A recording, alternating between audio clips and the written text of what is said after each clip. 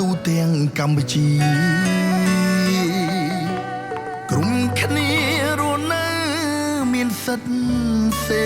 រីមានសិទ្ធិស្មើគ្នាក្មេងចាំងប្រុសស្រីកិត្តិយសថ្លាថ្លៃគ្មានការរើអាងធម្មនុញ្ញអង្គការសហប្រជាជាតិកម្ពុជាជ្រួតជ្រាបគោរពលើកការ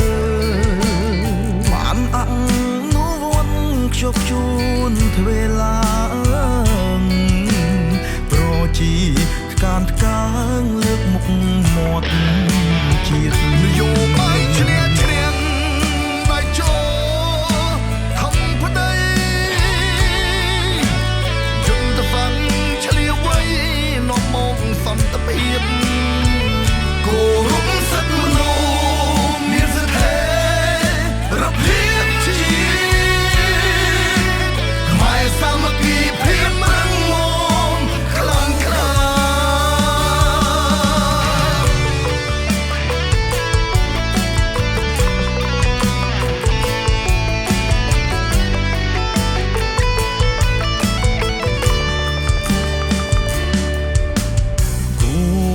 សិទ្ធិមនុស្សនិងសន្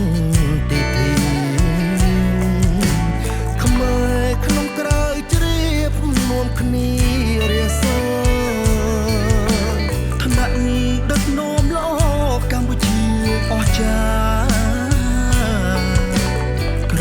មលុបទេវតាខេមរា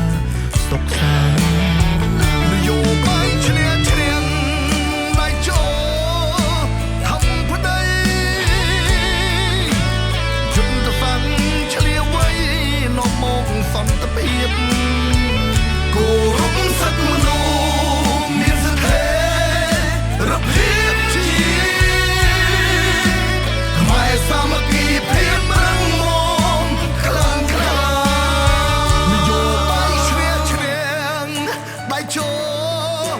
ថាប្តីយន្តฟังឆ្លៀវវៃនាំមកសន្តិភាព